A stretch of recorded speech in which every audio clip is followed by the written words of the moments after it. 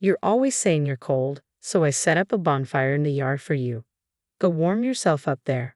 Freezing from the cold, my mother-in-law pointed to the backyard visible from the window. Oh, what's that? I followed her pointing finger, and the sight made me collapse in despair. My name is Rosetta, a 27-year-old working housewife. I work part-time at a nearby supermarket. My husband, Andy, is an office worker and is 29, 2 years older than me.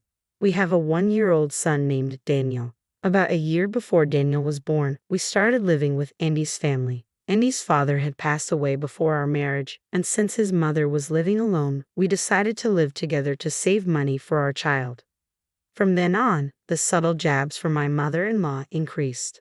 After giving birth, I took a break from work to focus on Daniel, but she would say, "I can take care of Daniel. Why don't you work outside? Isn't it normal for a daughter-in-law to work when living together? Yet you're so lazy living here." I had gained weight after Daniel's birth, and she would scold me, saying, "You're getting fatter because you're lazy." So despite feeling unwell, I started working again. However, I wanted to take care of Daniel, so I didn't work full-time. But my mother-in-law would say, "Can't you work more?" I explained, I could, but Daniel is still young, and I want to spend more time with him. "Oh, are you saying you're not satisfied with me taking care of him? I raised Andy. I can raise a child better than you, who got sick right after giving birth.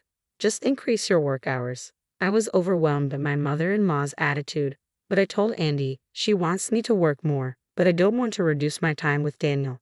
Can you talk to her? Mom knows better about raising kids. You're just working part-time, right? We're living here to save money, so just do as she says. Plus, you haven't lost your post-pregnancy weight. Andy mocked my weight and told me to work more. One day, my mother-in-law called my workplace and asked them to increase my hours. The part-time leader at the supermarket was her friend, so my hours were increased. I couldn't oppose the decision. When I got home, I had to cook for my mother-in-law and Andy, clean the house, and even clean up after my mother-in-law's tea parties with her friends. I hardly had time for Daniel. "Leave Daniel to me. You should focus on work and house chores. You haven't lost any weight, have you?" It's unsightly, my mother-in-law kept making such remarks. But when Daniel made a mess or cried at night, she'd say, "You're his mother. Handle it. Can't you even discipline him properly? Don't neglect Daniel when he's in trouble, Mom," I said one day after cleaning the yard as my mother-in-law had instructed. Andy noticed me and said, "Why are you so dirty? Don't come into the house like that." I was cleaning the yard as mother-in-law told me. I do all the housework while she just holds Daniel all day and doesn't do any chores, I retorted, unable to hold back. "Don't criticize Mom. You're not doing much either. Can you please go?" Andy looked annoyed and pointed towards the other room without making eye contact with me. That was the moment I decided to divorce him. Most of my salary went to household expenses, but I started recording my mother-in-law and Andy's words on my phone and kept a diary of daily events. One winter day, I asked Andy for some money to buy winter clothes. "Winter clothes? Wear what you wore before. You earn so little yet want luxuries. The old ones don't fit. I need new ones." "You gained weight again. Unbelievable." Andy threw a $50 bill at me. "This should be enough for a few clothes." "Thanks." I knew $50 would only get me one piece of outerwear, but I was preparing for a divorce and waiting for the right moment to leave Andy's family home. So, I gratefully accepted the money and bought a down jacket on my way home from work. However, the next day, I faced a shocking situation. I couldn't find my new down jacket anywhere. I asked my mother-in-law, who was relaxing in the living room, "Have you seen my down jacket?" "Oh, I thought you didn't need it anymore, so I threw it away." "What? I just bought it yesterday." "Oh, did you?" "I put it in the shed outside. Go check." I rushed to the shed only to find the jacket mixed with the trash. I picked it up and tried to clean it outside in the freezing winter, but it still smelled. I knew if I brought it inside, my mother-in-law and Andy would complain, so I hand-washed it late at night. The next day, I realized my mother-in-law had done something even worse. I hung my still wet jacket out to dry on the balcony of my bedroom before going to work. When I returned home after work, I noticed that all the drawers on the shelf containing my clothes were empty. My clothes were all gone. I ran to my mother-in-law and asked, "Where are my clothes? You bought new ones, right? So I turned your old dirty clothes into rags. Now you can clean the house with them." I checked the cleaning closet and found rags made from my clothes. I also noticed my jacket, which was still drying outside, was gone. You're always saying you're cold, so I made a bonfire for you in the yard. Before I knew it, my mother-in-law was standing at the entrance to my bedroom, smiling slightly at me. When I checked the garden she had pointed to, I saw a fire being lit in the fire pit. I looked outside and saw my jacket's remains flying in the wind. You burned my clothes. How am I supposed to survive this winter? I exclaimed. You're chubby, so you'll be fine, my mother-in-law retorted, smirking as she walked away. Speechless and shaking with anger, I grabbed my diary and phone, wrapped Daniel in my only coat, and ran out of Andy's house in just a t-shirt. It was snowing heavily. A neighbor, who didn't get along with my mother-in-law and had been worried about me since I moved in with Andy's family, found me and drove me to my parents' house an hour away. This neighbor had seen me lose weight and understood my situation despite Andy and his friends always telling me I was overweight. When I arrived, my mom panicked at my attire. Why are you dressed like that? Is it hot in the car? Are you sick? I had to run away from Andy's house. They turned all my clothes into rags and even burned my new jacket. I've been collecting evidence for a favorable divorce, but I felt my life was in danger, so I fled with Daniel wrapped in a coat.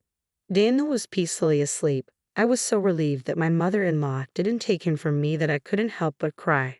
Seeing my distress, my mother quickly contacted my father and a certain individual.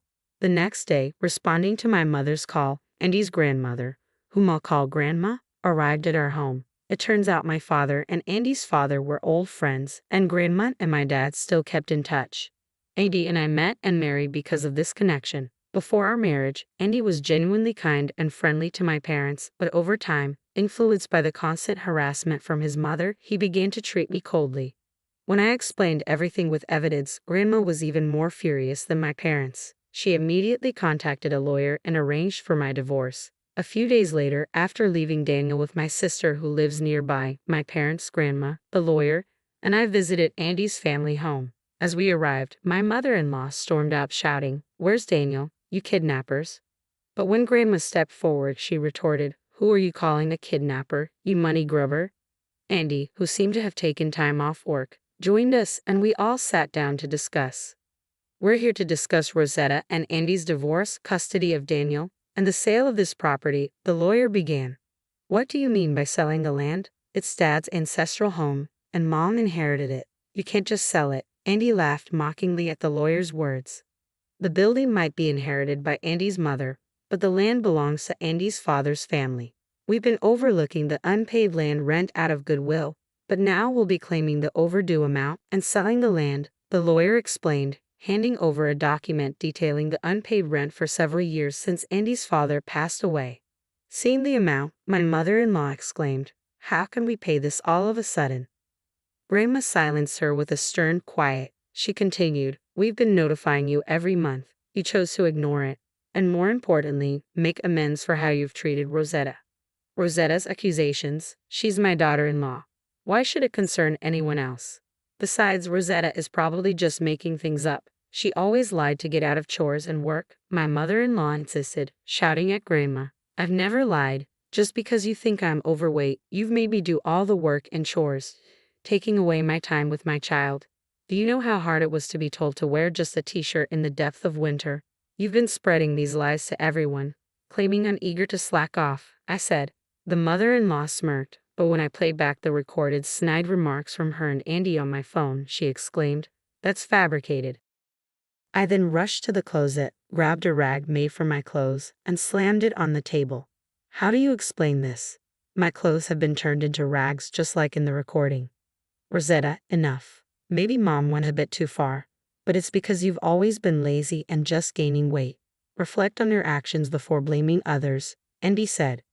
"Excuse me, are you blind? Since coming here, I've lost at least 22 pounds. The reason my clothes don't fit isn't because I gained weight, but because I lost it so rapidly. Everyone but you and your mother is concerned about how thin I've become," I retorted. At my words, Andy seemed to realize for the first time how much weight I had lost. "I regret ever leaving Rosetta in your care," my father said, clenching his fists on his lap and glaring at Andy and the others. "I'm holding back my anger towards you right now, but I've mostly taken care of Daniel. Rosetta can't possibly handle him. We'll even go to court to ensure we live with Daniel. That's fine, but courts usually favor the mother. And do you think they'll trust people who didn't even notice Rosetta's weight loss with Daniel? Can you afford a lawyer and court fees? I'll also claim alimony and land rent for this house. The lawyer calmly reiterated the situation. The mother-in-law seemed to realize they couldn't afford it. This is so unfair. Who's being unfair? You both bullied Rosetta and even tried to take Daniel away. Where did the money Rosetta earned go? Why did she flee to her parents' house in a t-shirt carrying Daniel in a snowstorm? My usually silent father-in-law suddenly began to cry and loudly blamed the mother-in-law. I'm truly sorry. We'll make sure to make amends for spoiling him and causing Rosetta such pain. Rama spoke to us, then Sigma the lawyer. Just pay what you owe. We'll cut all direct contact with you and inform our relatives. After that, I resigned from my part-time job, informing the headquarters about the mother-in-law's interference. The company apologized. While I never heard about any punishment for the mother-in-law's acquaintance, I was told that ensured no power imbalances among part-timers. A few weeks later, my divorce from Andy was finalized. I won custody of Daniel and received a fair amount of child support. The mother-in-law couldn't afford the land rent, so Andy had to cover it. But with the divorce settlement and child support, he struggled to pay. If he continues, they might have to vacate and demolish their house. Grandma joked, if the house is gone, the land will sell for more. Now I'm living with my parents, cherishing the time with Daniel. My father runs a company and I plan to work there once Daniel is older. I'm using the divorce settlement to buy new clothes, enjoying coordinating outfits with Daniel. I look forward to spending even more time with him in the future.